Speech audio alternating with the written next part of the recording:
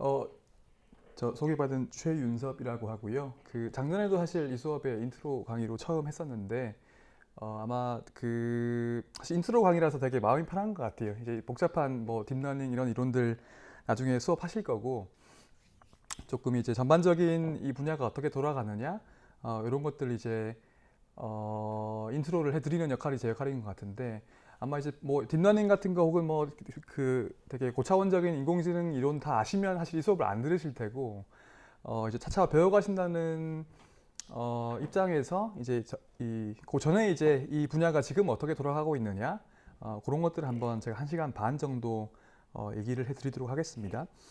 그 저는 이제 디지털 헬스케어 전반적으로 이제 연구를 하는 사람이라고 보시면 되고요. 이제 그 중에 이제 인공지능 얘기를 조금 해드리고 있는데 제가 병원에 와서 이제 강의를 하게 되면 항상 처음 여쭤보는 게 질문이 몇 가지가 있습니다. 첫 번째는 뭐냐면 혹시 머신러닝하고 딥러닝이라는 두 개의 개념이 있습니다. 많이 들어보셨죠? 머신러닝, 딥러닝. 그 두 가지가 어떻게 다른지, 어떻게 같은지 그 이해를 하고 계신 분이 얼마나 계신가요? 그 두 개의 개념적인 차이점을 좀 알고 있다 나는 설명할 수 있다. 네. 네. 보통 그 다음 질문이 이제 지금 딥러닝 같은 인공지능 연구하시는 분을 손을 들어보라 그러는데 두 번째 질문은 안 해도 될 것 같습니다. 그래서 아주 그 쉬운 내용부터 말씀을 드리려고 하고요. 사실 제 강의를 조금 들어보신 분도 계실 수도 있고 아니면 요즘에 이런 인공지능 의료 분야 인공지능 얘기 워낙 많이 나오게 되는데요. 항상 이제 처음에 제가 강조 드리는 거지만 그 뜬구름 잡는 얘기 누구나 다 할 수 있거든요. 근데 우리는 이제 의학을 하는 사람들이고 사이언티스트고 그러니까 이 주제도 다른 의료의 분야와 마찬가지로 에비던스 베이스로 얘기를 해야 됩니다. 그래서 아마 이 학기 강의에서 많이 또 배우시겠지만 저는 주로 이제 오늘 실제 의료 분야의 인공지능이 어디까지 와 있느냐, 그 뭐 연구 결과 같은 것들을 뭐 중요한 거 뭐 다 말씀드릴 수는 없지만 제가 좀 팔로우하고 있는 중요한 것들 그런 것들 좀 이제 그 소개를 해드리면서요. 이런 세부적인 테크니컬한 이슈들은 이제 차차 배워가시면 될 것 같습니다. 저는 뭐 제 소개 드릴 때 항상 먼저 보여드리는 슬라이드인데 잡스가 이렇게 뭐 두 가지 융합한다고 얘기했었고 저는 이렇게 세 가지 융합한다고 주장을 하고 있는 그런 사람인데요. 원래는 이제 아까 말씀하셨지만 컴퓨터공학과 출신이었고 생명과 듀얼 디그리 했고요. 박사는 거 두 개 뭐 섞인 걸로 했는데 뭐 그 대학병원 등등에 있으면서 잡다하게 하고 있는 뭐 그런 사람이고요.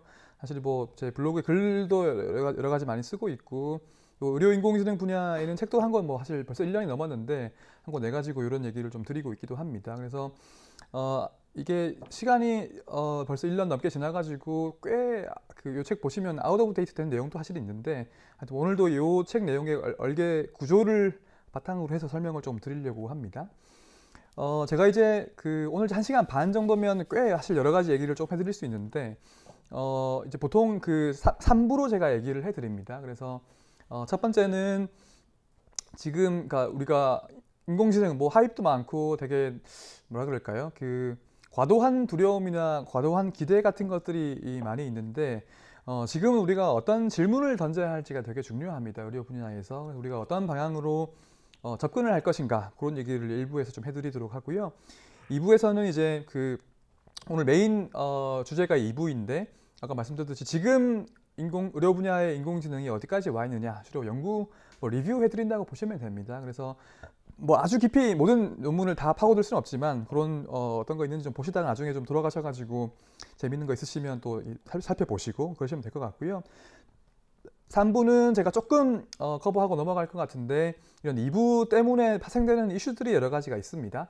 예를 들면 뭐 이제 뭐 그 인공지능이 의사를 대체할 수 있니 없니 뭐 이런 얘기들이나 아니면 그 지금 아마 임상에서 인공지능을 사용해서 진료하시는 분도 계실 수도 있는데 이미 서울대병원이나 이제 뭐 예를 들면 뭐 많다고 할 수는 없지만 이제 인허가 받은 인공지능이 한국에도 나오게 되면서 이걸 이제 이용하셔가지고 진료를 하시고 계신 분들이 계신데 그거 하시다가 이제 의료 사고 나면 어떡할 거냐 뭐 이런 이슈들 같은 거 아니면 이제 그 최근에 또 큰 이제 현실적인 이슈가 수가거든요. 그래서 이거 인공지능 수가 보험급여 어떻게 줄 것이냐 이런 내용들을 조금 얘기를 해드리고 마무리를 하는 걸로 하겠습니다. 그래서 저는 개인적으로 이제 하여튼 뭐 이게 이런 여러 가지 뭐 공부도 하고 연구도 하고 있지만 이제 저희 그 대한의료인공지능 학회라고 이제 작년 가을부터 저희가 주로 그 임상 하시는 쌤들하고 주로 그 리딩을 하시고 이제 산업계, 학계 뭐 이런 분들 다 모여가지고 만든 학회가 있는데 꽤 여러 번 이제 학회도 컨퍼런스도 개최했는데 거기 뭐 이제 발기인이랑 이사 맡고 있고 그다음에 그 시각시각 심평원에도 약간 좀 관여를 하고 있거든요. 그래서 그런 내용들 전반적으로 제가 말씀드릴 수 있는 선에서 말씀을 드리도록 하겠습니다. 1부는 이제 인트로입니다. 그래서 이게 이 분야가 이 분야에 어떻게 접근을 할 것인가 그런 내용을 좀 말씀을 드리려고 하는데요. 결국에 변화에 관한 이야기입니다. 그래서 저는 이제 디지털 헬스케어 전반을 다 보고 있는데 이 그림이 이제 그 의료계가 맡고 있는 큰 변화가 이제 디지털 기술의 발전 때문에 이제 이런 쓰나미를 맞고 있다 이렇게 뭐 말씀을 드리고 있는데 아주 큰 변화가 되게 광범위하고 빨리 몰려오고 있다 이런 얘기인데요. 결국에는 이게 거스를 수 없는 변화라는 것 때문에 이 그림을 거의 보여드리는 것입니다. 그래서 이 중에 이제 이 디지털 기술 중에서 오늘은 인공지능 얘기만 말씀을 드리려고 하는데요. 사실 이 쓰나미 그림 다음에 이제 이 그림을 제가 보여드리는데 이거 이제 뭐 여러 논란도 있고 막 그래가지고 제가 좀 조심스럽게 보여드리고 있는데요. 이게 이제 그 진료과별로 따지면 인공지능 기술이 가장 먼저 그 영향을 줄 과가 이제 결국에 영상학과입니다. 아마 오늘 또 이제 들어오시는 쌤도 계실 텐데 아주 일찍부터 데뷔를 시작하셨죠. 영상학회에서 이게 이제 2017년 6월달 저 광주에서 열렸던 중계학술 대회인데요. 그때 이제 벌써 당시에도 그 별도로 아예 인공지능 세션을 마련하셔가지고 이렇게 이제 그 별도 발표도 뭐 저도 발표를 하고 패널 토의도 하고 했었는데요. 이게 이제 그때 되게 재밌었던 게 실시간 투표를 했습니다. 그래서 한 200명, 300명 쌤들 계신데 스마트폰으로 실시간 투표해가지고서 되게 재밌는 질문들을 많이 했어요. 그 중에 이제 하나가 AI 시대를 대비해가지고 이 영상학과 의사에게 필요한 게 뭐냐고 하니까 이제 AI 교육도 해야 되고 연구 참여도 해야 되고 뭐 자문도 해야 되고 이런 것들이 있지만 되게 많이 나왔던 답변 중에 하나가 이제 확산을 막아야 된다 이런 얘기였습니다. 그래서 이런 걸 우리가 어떻게 볼 것이냐. 사실 뭐 지금 제가 이 얘기 딱 한번 잘못했다고 되게 욕먹었는데 이게 지금 2017년도 얘기이고 지금 벌써 2년이 넘은 이제 시점인데요. 이 분야의 2년이면 거의 아주 오랜 시간입니다. 그래서 하여튼 학회 차원에서 되게 열심히 노력하고 계시고 많이 대응을 하고 계신데 그때는 사실 이런 그 당시에는 이런 답변이 나왔었어요. 그래서 이런 사실은 새로운 기술이 뭔가 들어왔을 때 딱 그 처음에 우리가 본능적으로 나오는 반응은 사실 이런 게 맞거든요. 그래서 이런 것들을 우리가 어떻게 바라볼 것이냐. 혹은 이제 그 비노드 코슬라 이분은 아마 모르실 거예요. 이름을 실리콘밸리의 뭐 유명한 분인데 하지만 이분이 발언하신 거는 아마 기억을 혹시 아시는 분이 계실 겁니다. 그래서 미래에는 80%의 의사가 컴퓨터로 대체가 된다 이런 얘기들. 이게 2012년도의 얘기인데요. 이게 딱 보시면 되게 도발적인 얘기이고 그러니까 지금 미국에 가도 여전히 이런 얘기가 회자가 되고 있는데 과연 이런 얘기가 맞냐 틀리냐 같은 것부터 우리가 한번 살펴봐야 될 것 같고 그리고 또 더 나가면 이제 이분이 한 얘기는 사실 더 파급 효과가 클 수도 있는데 그 제프리 힌튼 교수라고 해가지고 지금의 딥러닝을 거의 만든 분 중에 한 분이라고 보시면 됩니다. 지금의 딥러닝 중흥기를 이분이 이제 2016년도에 이제 어떤 얘기를 했냐고 하면은 그래서 뭐 특정 과를 얘기를 하게 되는데 뭐 영상학과 전문의를 양성하는 걸 그만둬야 된다. 왜냐하면은 5년 안에 10년 안에 뭐 딥러닝이 영상학과 전문의를 능가하게 자명하기 때문에 이렇게 얘기를 했습니다. 그러니까 이런 얘기가 사실 맞냐 틀리냐부터 우리가 사실 생각을 해봐야 되는 것이고 이제 뭐 나중에 정답부터 말씀드리면 이렇게 안 되죠 사실은. 근데 이제 우리가 어떤 배경에서 이런 얘기가 나오게 되었으며 또 우리가 어떻게 이런 질문의 이 방향성을 가지고 접근할 것인가 같은 것들을 생각해보는 건 의미가 있을 것 같습니다. 그래서 저는 이제 사실 뭐 영상학과 얘기를 드렸지만 사실은 진료과를 거의 따지지 않거든요. 그래서 여기 보시면 되게 다양한 논문들이 나오는데 여러 진료과에 대해 가지고 모든 논문들이 뭐 이런 거죠. 어떤 의학적인 태스크에 대해 가지고서 인간만큼 인공지능이 뭘 잘한다. 혹은 이제 인간이 못하는 걸 뭘 할 수 있다. 이런 얘기들을 하는 것들인데 몇 개는 제가 살펴볼 겁니다만은 이게 여기서 말씀드리려고 하는 거는 뭐 진료과를 따지지 않고 광범위하게 여기 영향을 주고 있다. 이런 얘기를 해드리고 넘어가고 싶습니다. 이런 거 우리가 좋은 질문, right question을 던지는 게 굉장히 중요한데 과거에는 보통 이런 얘기를 했습니다. 그러니까 이제 알파고도 그래야 했고 우리 뭐 왓슨이 퀴즈 풀고 어디 뭐 그 IBM의 딥블루인가요? 거기에 이제 뭐 체스 두고 이런 거 보면 결국에 인간 챔피언이랑 대결해가지고 누가 이기냐? 한쪽은 승리하고 한쪽은 패배하고 이런 구도를 뭐 보통 봤었는데요. 사실 이게 뭐 그 재미로 보면 되게 재미있을 수는 있지만 실제 의미가 있는 질문은 이제는 아닌 것 같고, 특히 의학적인 분야에서 이제 그 의학을 포함해서 인류의 많은 분야에 인공지능이 큰 영향을 준다는 걸 누구도 부인하지 않는다면, 지금 우리가 던져야 될 right question은 뭐냐고 하면은, 어떻게 하면 의학에 이제 그 원래 인공지능이든 인공지능 할아버지든 도입되더라도 의학이 원래 가지고 있던 목적은 바뀌지 않잖아요. 그래서 어떻게 하면 우리가 원래 추구해 왔던 의학의 목적을 잘 이룰 수 있을 것이냐, 그게 이제 뭐 그 환자들의 아웃컴을 개선하는 것일 수도 있고, 혹은 이제 우리가 뭐 항상 얘기해오던 뭐 맞춤 의료, 뭐 프리시전 메디슨 이런 걸 이제 더 구현하는 것일 수도 있고, 혹은 뭐 코스트를 다운시키는 것일 수도 있고, 아니면 이제 임상하시는 분들은 뭔가 이제 굉장히 바쁘시고 특히 한국의 산부 진료하고 이런 것들을 좀 예를 들면 기술을 이용해 가지고 좀 개선을 시켜볼 수 있을까, 그런 것들이 이제 좀 유의미한 질문이 될 것입니다. 그래서 우리가 어떻게 하면 시너지를 기계와 힘을 합쳐가지고 같이 잘 달려볼 수 있을까, 그런 얘기를 해보면 좋을 것 같은데요.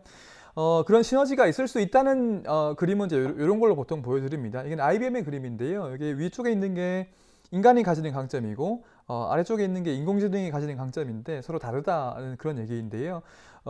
인간이 가지는 강점은 뭐 커먼 센스 있고 딜레마 해결 가능하고 뭐 윤리, 공감 능력, 뭐 상상력 이런 거 있다는 거고, 인공지능이 가지는 강점은 자연어 처리, 사람 말 알아듣는 거거든요. 이런 것들이나 패턴 인식하는 거, 아니면 지식 분류하고 이렇게 뭐 배우는 거, 기계 학습, 아니면 편견이 없고 뭐 뭘 다 외운다, 기억력이 무한대, 뭐 이런 건데, 잘 보시면 이게 이제 뭐 임상하시는 분들 많이 계시지만 실제 우리가 환자를 진료하실 때나 아니면 우리 의과대학이나 전공의들 트레이닝 시킬 때 우리가 지금 의과대학의 커리큘럼의 목적이 위쪽에 있는 능력을 함양하는 것이냐, 뭐 공감 능력, 상상력 뭐 이런 것들, 혹은 뭘 많이 외우고 또 패턴을 파악하고 이런 것들이냐 하게 되면 결국에 아래쪽에 있는 것들이 많이 있거든요. 그래서 뭐 이런 그림만 본다고 하더라도 어떤 식으로든지 간에 인간 의사들의 역할에 좀 변화가 있을 수밖에 없겠다, 뭐 그런 얘기를 이제 해드리고 넘어갈 수 있을 것 같습니다.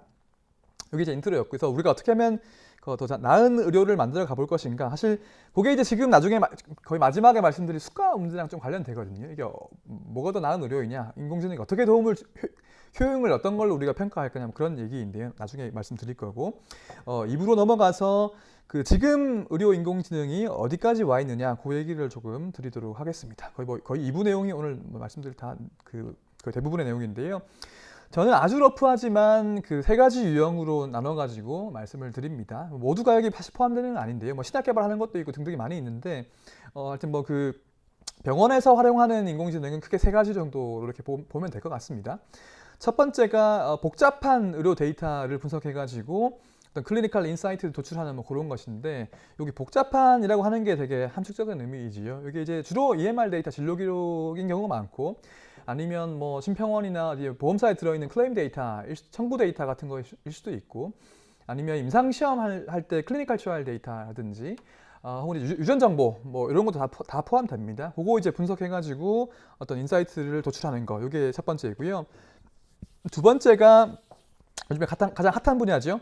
우리 사람이 눈으로 보고 하던 건데, 이제 뭐 주로 딥러닝이 판독하는 거, 판독을 보조하는 거, 이런 쪽입니다. 그래서 영상 의료 데이터라든지 뭐 병리 데이터, 안저 데이터, 피부 사진 찍은 거, 아니면 이제 나중에 말씀드리겠지만 콜로노스코피 할 때 아예 비디오 가지고 하는 것들, 뭐 그런 거 다 이제 포함이 됩니다. 세 번째는 이제 연속적인 데이터, 더 잘 아시겠지만 사람에 대한 거의 대부분의 데이터가 연속적이지요. 그래서 그런 것들을 이제 거의 실시간으로 혹은 실시간으로 모니터링 해가지고서 예방 의료, 예측 의료 구현하는 거, 그게 이제 3번째 유형이 되겠습니다. 그래서 이거 차례대로 이제 말씀을 드릴 텐데요. 첫 번째가 복잡한 의료 데이터 분석해서 인사이트 끌어내는 거, 요 얘기를 드리겠습니다. 사실 여기도 이제 몇 가지 케이스를 말씀드릴 텐데요. 사실 왓슨 얘기를 또 안 하고 가기는 좀 아쉽죠. 그래서 사실 지금 왓슨에 대해서 나는 너무 관심이 있다, 이런 분 계신가요? 한 3년 전만 하더라도 왓슨 얘기 나오면 다들 막 졸다가 벌떡 일어나시고 뭐 그랬는데, 지금은 사실 많이 관심이 없죠. 그래서 여러 가지 이유가 있습니다만은 저는 왓슨이 사기는 아닙니다. 좋은 기술이 있고요. 분명히 이제 미래에 되게 의학적으로 큰 역할을 할 수도 있다고 보고 있는데 아직까지는 아닌 것 같아요. 그래서 이게 IBM도 되게 많은 광고를 하고 기대감을 심어줬다가 그런 그 기대에 미치지 못하면서 많은 분들이 실망을 하고 있는 뭐 그런 단계인데요. 뭐 여러 이슈들이 있지만 뭐 아시겠지만 이제 뭐 그 이런 제퍼디 퀴즈쇼에 나와가지고 인간 챔피언을 압도적으로 이겨버리면서 화려하게 데뷔를 한 게 2011년도였습니다. 그리고 2012년도에 어떻게 됐냐면 그 MSKCC라고 해서 뉴욕에 있는 암센터로 들어가서 흔히 말하는 뭐 의료 빅데이터 그 진료 기록이든 어디 가이드라인이든 뭐 임상시험 데이터든 그거 다 학습을 하면서 처음에 이제 런캔서 보겠다고 했었고 그게 이제 확대가 돼가지고 그 상업화 돼서 나온 게 이제 그 왓슨 포 온콜로지라고 하는 시스템이 소프트웨어입니다. 그래서 이게 그 화면이고요. 지금 길병원 등등의 이제 뭐 한 7, 8개 병원 국내에 들어가 있는데 이제는 첫 화면은 사실 한국에는 한글로 나옵니다. 첫 화면만 그러한데요. 하여튼 여기 보면 구조화된 데이터를 뭐 이제 이렇게 넣게 되고 요거 넣는 항목도 이제 암종별로 달라집니다. 요거는 런캔서 환자에 대한 건데 쫙 넣고서 에스크 왓슨 요 버튼 누르게 되면은 이런 이제 레지멘들 권고를 해줍니다. 그래서 이게 이런 뭐 여기 다 뭐 잘 보이시면 모르겠 시스플라틴 뭐 이런 것들인데 이런 약을 이제 3단계로 초록색, 주황색, 빨간색으로 이렇게 이제 이게 추천이고요. 이렇게 recommended 추천이고 이거 그 고려해봐라 그 for consideration 이런 거고 빨간색은 비추입니다. not recommended 3단계로 준다는 거고 여기 오른쪽에 보시면 동그라미 버튼 이게 evidence 버튼이어가지고 이거 누르게 되면은 왜 이런 걸 권고해 주는지에 대해 가지고 논문이든 임상시험인 가이드라인 같은 걸 줘가지고서 요거 보시고서 이제 저항내과 쌤들이 진료 후에 보조를 받는 그게 왓슨 포 온콜로지입니다. 자, 오늘 이제 이게 수업이니까 이런 좀 여러 가지 질문들을 해보면서 갈게요. 요거 이제 다시 강조드리면 3단계로 나눠가지고 권고를 합니다. 한번 제가 여쭤볼게요. 왓슨 포 온콜로지 요런 시스템을 이 정확성 같은 거를 우리 임상 연구를 하고 써야 될까요? 아니면 그냥 써도 될까요? 이게 이제 예를 들면 마지막에 한 번은 온콜로지 쌤들이 보시거든요, 이거를. 그러니까 이제 임상 연구를 안 해도 된다 이렇게 보실 수도 있고 혹은 이게 이제 어떤 식으로든지 3단계로 분류를 해주기 때문에 이게 이제 의료진의 판단이든 환자의 아웃컴이든 영향을 줄 수도 있죠. 어떻게 보시나요? 임상 연구를 하고 써야 된다 생각하시는 분. 네, 솔직하게 드시면 됩니다. 임상 연구 필요 없다. 그냥 써도 될 것 같다. 어차피 온콜로지 쌤 마지막에 한번 보시니까. 네, 사실 이게 제가 어디 가서 어느 병원이든 어느 학회든 가서 여쭤봐도 둘 다 손이 들어집니다. 이게 사실 되게 뭐 당연할 수도 있는 건데 이게 어떤 거냐고 하면 이게 또 다른 질문으로 바꿔보면 이 왓슨 포 온콜로지가 의료기기냐 아니냐 이거 규제를 받아야 되냐 안 받아도 되냐의 질문과도 비슷하거든요. 그래서 실제 우리가 이 답은 나와 있죠. 저도 시각처 의료기기과에 보면 의료기 심사부에 보면 첨단 의료기 과가 있는데 거기 이런 거 하시는데 좀 전문가 협의체에서 꽤 오래 이거 얘기를 했습니다. 근데 이제 의료기기로 볼 거냐 아니냐 답은 이제 나왔는데 한국이랑 미국은 이거 비의료기기로 봅니다. 사실 뭐 우리 길병원에 도입할 때 의료기기 인허가 받고 도입하신 거 아니죠? 근데 되게 재밌는 게 보면 그 EU에서는 또 의료기기로 봤습니다. 이 왓슨 포 온콜로지를. 그러니까 이제 이 규제를 하시는 분들도 굉장히 애매한 부분이 있다. 뭐 그런 얘기를 사실 드릴 수 있을 것 같고요. 그래서 타임라인 쭉 한번 팔로우 해보면 제가 2018년 이후로는 팔로우 안 했는데 2016년도 지금 9월이죠. 딱 3년 됐네요. 이제 그 9월 달에 길병원 등등 하면서 쫙 이렇게 도입을 했었는데요. 그 아까 손 많이 드신 분들 중에도 보면 그 에비던스가 필요하다고 손 많이 드셨잖아요. 그죠? 근데 피어 리뷰 저널에 왓슨 포 온콜로지의 퍼포먼스에 대해서 혹시 보신 적이 있으신가요? 기억이 있으신가요? 별로 없으실 겁니다. 사실 이게 원래는 하나도 없다 했는데 2018년도 이렇게 초에 이제 그 브레스트 캔서 한 가지 암종에 대해서 뭐 피어 리뷰 전에 논문 나온 게 있습니다. 그게 이런 거랑 거의 비슷한 결과인데요. 이게 이제 인도에 있는 그 마니팔 병원이라고 하는 곳에서 그 아스코 2017년도까지 제가 알기로는 2017년도가 이제 왓슨이 등장한 마지막 아스코였는데 이 병원에 보시면 이제 이런 식으로 본 거죠. 그러니까 저는 임상 연구를 해야 한다고 보는 편인데 어떤 식으로든지 간에 아웃컴이든 영향을 줄 수 있기 때문에 아무 영향 안 주면 이거 쓸 필요가 없는 거잖아요. 그러니까 이제 그러한데 그러면 임상 연구 한다고 봤을지라도 뭘 기준으로 볼 거냐, 뭐 우리 프라이머리, 세컨더리 아웃컴 뭘로 볼 거냐 하면 되게 애매해집니다. 근데 가장 쉽게 할 수 있는 게 뭐냐면 그냥 의사랑 비교하는 거죠. 일치율을 보는 겁니다. 그래서 여기 인도에 있는 뭐 나름 큰 병원인데 여기 이제 그 다학제 튜머보드랑 비교해 봐가지고 보게 되면 아까 초록색, 주황색, 빨간색 3단계로 주는데요. 지금 결론은 이 정도입니다. 예를 들면 이게 암종에 따라 가지고 이게 다 비율이 달라진다. 요거는 이제 아예 그 의사들의 판단이 왓슨이 안 뜨는 거거든요. 그리고 이게 병기별로, 스테이지별로 봤을 때도 되게 달라진다. 이 정도가 지금 우리가 알 수 있는 내용입니다. 지금도 이게 2017년 내용이지만 업투데이트 되어 있는 내용입니다. 이게 그래서 뭐 이런 것들이고, 같은 학교에서 이제 길병원이 되게 재밌는 결과를 냈습니다. 이게 사실 병원에서 얘기하면 되게 좋아하시기도 하고 우퍼 하시는데 이런 거죠. 이렇게 대장암이랑 위암을 봤는데 일출이 되게 위암 같은 게 특히 낮죠. 이게 왜 그러냐 보면은 뭐 몇 가지 이유가 있습니다만, 일단 왓슨 같은 경우에 미국에 있는 그 특정 병원 MSKCC를 베스트 프랙티스로 해서 개발한 거기 때문에 다른 병원, 뭐 다른 나라 사실 신경 안 씁니다. 그래서 예를 들면 이런 거죠. 뭐 미국엔 되게 루틴하게 쓰는 약제 혹은 그 반대일 수도 있지만 그게 이제 뭐 한국에 아예 인허가 안 받을 쓸 수도 있고 뭐 그런 것도 있고요.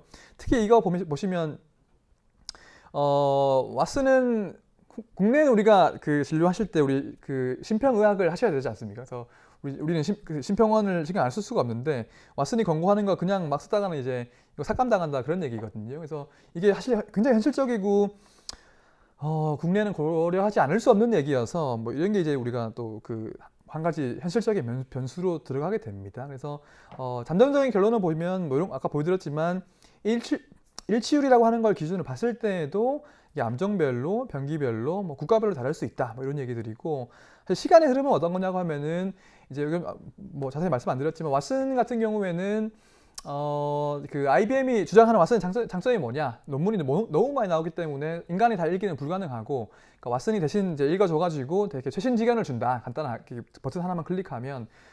근데 그게 어떤 얘기라고 하냐면은 이게 임상 연구를 할 때 되게 근본적인 어려움을 주거든요. 이게 계속 그러니까 바뀌는 주기는 우리가 정확히 파악하지 못하지만 어떤 식으로든지 간에 바뀐다고 하는 것들을 보게 되면은 예를 들면 임상 연구하는 도중에도 혹은 피어 리뷰 저널에도 퍼블리시한 이후에도 이게 바뀐다는 거기 때문에 그게 이제 뭔가 우리가 기존에 있던 그 임상 연구의 프레임워크 가지고는 좀 검증하기 힘들 수가 있다. 뭐 그런 정도의 얘기를 드릴 수 있을 것 같습니다. 그래서 이게 왓슨도 그러하고 나머지 인공지능, 오늘 쭉 말씀드릴 인공지능도 그러한데 결국에 원칙이 필요합니다. 이게 예를 들면 어떤 환자에게 이런 인공지능을 이제 뭐 적용할 것이냐, 혹은 이제 뭐 특히 의사랑 인공지능의 판단이 다를 경우에 어떻게 할 것이냐, 혹은 수가 어떻게 줄 것이냐, 이런 것들이 보게 되면은 아직까지 원칙이 좀 별로 없습니다. 왓슨을 비롯해서 다른 인공지능들도. 그래서 이런 것들은 우리가 여기 오신 분들 다시 그 이제 사용자이든 개발하시는 입장이든 다 여기 관여하신다는 가정하에서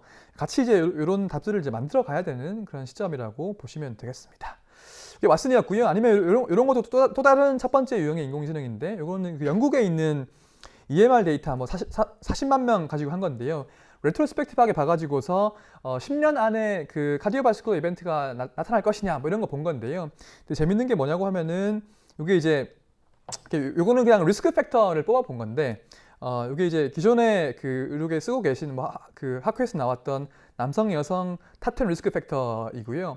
요거는 4가지 기계 학습 방법들, 요거 개념은 조금 이따 말씀드릴 텐데 여러 가지 뭐 인공지능 방식으로 뽑아본 탑10 리스크를 보게 되면은 우리가 경험적으로 알고 있는 거 하고 비슷한 것들 좀 있는데 좀 다른 것도 있습니다. 그러니까 이제 이게 완전히, 그러니까 우리가 고려 못하던 것들도 막 끼어 있고, 실제로 그러고 이제 예측력을 보게 되면은 경험적으로 본 것보다도 이렇게 데이터 드리븐으로 기계학습으로 분석한 게 좀 더 잘 예측을 하거든요. 그러면 이제 우리가 지금까지 알고 있던 건 뭐였지? 혹은 이제 이런 것들이 보면 또 다른 이제 인공지능의 의학 분야의 활용이라고 볼 수 있는데, 뭔가 새로운 리스크 팩터 아니면 새로운 어떤 인사이트를 먼저 도출을 해가지고서 왜 그런지 모르지만, 그러니까 거기부터 시작해가지고 이제 어떤 새로운 연구 주제도 될 수 있고 새로운 인사이트를 끌어낼 수 있는 뭐 출발점이 될 수도 있을 것 같습니다. 아니면 이제 요거는 작년에 구글이 작년 봄 정도에 구글이 냈던 그 논문인데요. 요거는 요것도 EMR 데이터 분석해가지고서 입원한 환자들의 뭐 그 예후들, 모탈리티든 장기간 입원을 할 것인지, 뭐 재입원율 같은 거, 이런 거 봤던 것이 이제 이 논문인데요. 이런 거 이제 보시면 이 논문의 특징은 뭐냐고 하면은 여기 보면 제목에 스케일러블하다고 되어 있죠. 이게 이제 과거에 그 EMR 사실 이런 연구 되게 많이 했습니다. 과거에도 EMR 데이터 가지고서도. 근데 요 연구 특징은 뭐냐면 과거에는 이제 뭐 전처리 같은 거 해가지고 EMR 중에 우리가 보고 싶은 것만 뽑아가지고 이제 뭐 학습치고 그랬는데 이 연구는 그냥 EMR 통으로 때려 박았거든요. 그래서 그 EMR 전체의 데이터를 쓰게 되고 그 다음에 이제 그 의사들의 진료 노트가 그러니까 비정형 데이터, 진료 노트도 이제 학습을 시켜가지고 했다는 게 연구의 이제 장점이고 이렇게 했기 때문에 다른 병원에도 이걸 쓰기 쉽다 이런 얘기를 이제 장점으로 얘기를 하고 있습니다. 그래서 여기는 UCSF하고 그 시카고 대학병원 두 개의 병원을 지금 했었는데요. 보통 이제 딴 데 가면 이렇게 하고 넘어가는데 이게 이런 연구를 사실 잘 보셔야 하는 게 어떤 게 있냐면 여기는 보면 제목에 딥러닝이 들어가죠. 그래서 이게 이제 딥러닝이 되게 좋다 뭐 이런 얘기를 하는 건데 딥러닝이 두 번째 유형에 말씀드리려고 하는 의학적 그 이미지 분석은 확실히 좋습니다. 딥러닝이. 근데 딥러닝이 만능은 아니거든요. 그래서 여기 EMR 특히 이런 분석 같은 경우에 여기 메인 피겨에는 안 나오는데 그 서플 피겨하고 서플 테이블 보시면 기존에 그 다른 그 딥러닝 이전의 방법으로 쓴 거하고 딥러닝에 쓴 거 비하면 사실 정확도가 아주 개선되지 않았습니다. 별로 좀 마지널 하거든요. 그래서 그게 과연 딥러닝이 만능이냐 뭐 이런 얘기를 할 수도 있고 또 한 가지가 이제 사실 요거는 요 논문 나오고서 지금 일어나고 있는 게 어떤 게 있냐 미국 약간 여담일 수도 있지만 요 시카고 대학병원 데이터를 그 환자 데이터 써가지고 인공지능 만들었다는 것 때문에 지금 수당했거든요 구글이. 그래서 지금 이 프라이버시 문제 같은 것들도 한국에도 뭐 시민단체 되게 많이 그러니까 이 이슈를 제기하고 계시지만 미국도 이런 거에 마찬가지라는 거를 좀 말씀드리고 넘어가고 싶습니다.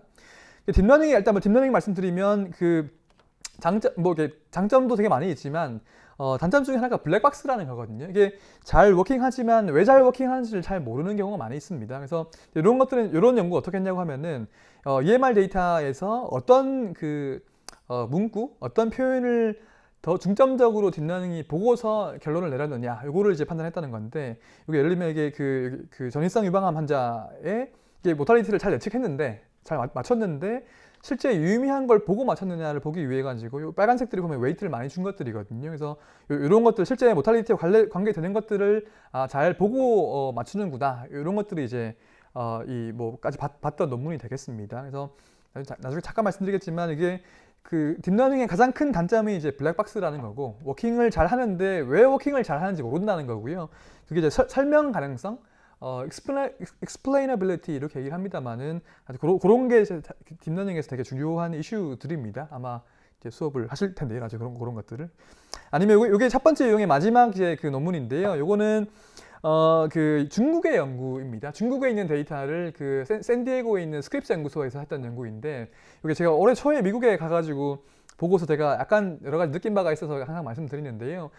일단 논문은 어떤 거냐고 하면은 소아 환자에 대해 가지고 EMR 데이터 써가지고서 이게 이제 그 의사들이 실제 진료하듯이 뭔가 하이퍼테시스를 세워가지고 디덕션하는 뭐 그런 식으로 해가지고서 이렇게 질병 분류하고 진단하는 거 이런 식의 이제 그 인공지능을 만들어 가지고서 실제 뭐 결과는 이게 그 주니어 스텝보다는 조금 정확한 것 같고 조금 더 정확한 것 같고 시니어 스텝보다는 좀 덜한 것 같다 이렇게 얘기를 하는데요. 사실 뭐 이런 것들은 지금 사실은 놀라운 것들은 아닌데 결과 자체가 저는 놀랐던 게 뭐냐고 하면은 이 첫 문장입니다.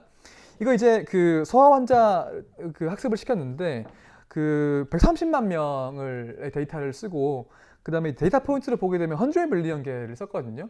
되게 놀라운 게 뭐냐면 이거 싱글 센터 스터디입니다.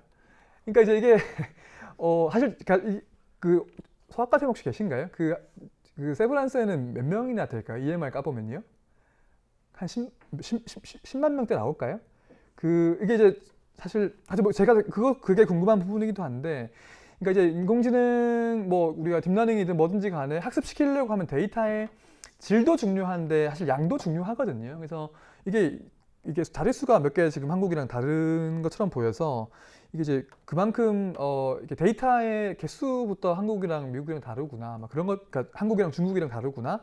그런 것들 좀 느꼈던 부분이기도 합니다. 그래서 요것도 그러하고 나중에 좀 제가 콜로노스코피 한 그 논문 보여드릴 텐데 그런 거 보면 중국 요즘에 되게 어그레시브하게 연구를 많이 하거든요. 그래서 이게 아까 구글이 환자 프라이버시 이런 것 때문에 막 수당하고 그러는데 중국에는 사실 안 그럴 것 같아요, 그게.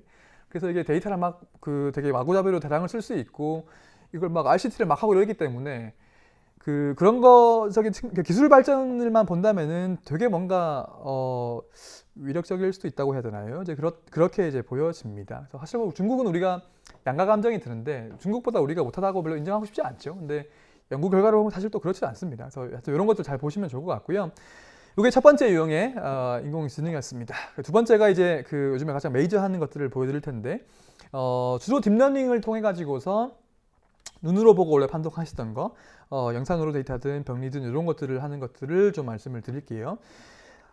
딥러닝 설명을 조금 드리겠습니다. 이게 이제 뭐 이제 수업을 들으실 테니까 뭐 아주 딥하게 말씀을 안 드려도 될 것 같고, 저도 이제 사실 뭐 제가 인공지능 전문가가 아니라 가지고 이게 교수님만큼 자세하게 설명도 사실 할 자신도 없는데, 아까 제가 처음에 드렸던 질문의 답은 이겁니다. 이게 이제 아까 기계학습, 그러니까 머신러닝이라고 하는 거하고 딥러닝의 관계를 제가 여쭤봤죠. 이거 상하 관계입니다. 그래서 우리가 벤 다이어그램 그려보면 이제 항상 이해하기가 쉬운데 큰 범주로는 인공지능이라고 하는 우리가 뭐 이 범주가 있고 그 중에서 이제 또 다양한 방식의 그 인공지능을 구현하려고 하는 방법들이 있습니다. 그 중에 지금 가장 핫한 게 기계학습 혹은 머신러닝이라 그래서 우리가 데이터를 바탕으로 컴퓨터한테 가르쳐서 그러니까 트레이닝을 시키는 게 어떤 뭐 수학적인 모델을 만드는 거거든요. 만들어 가지고서 그러니까 이제 같은 종류의 새로운 데이터가 들어와도 그 문제를 해결할 수 있는 뭐 판독을 하든 뭐 분류를 하든지 간에 그런 거 할 수 있는 거를 이제 기계학습이라는 분야로 부르는데 기계학습 중에도 되게 다양한 방법론들이 있습니다. 그 중에 이제 뭐 이 인공신경망이니 디시전 트리니 뭐 서포트 벡터 머신이 이런 것들이 있는데 그 중에 이제 가장 지금 핫한 것이 딥러닝이라는 이제 방법론입니다.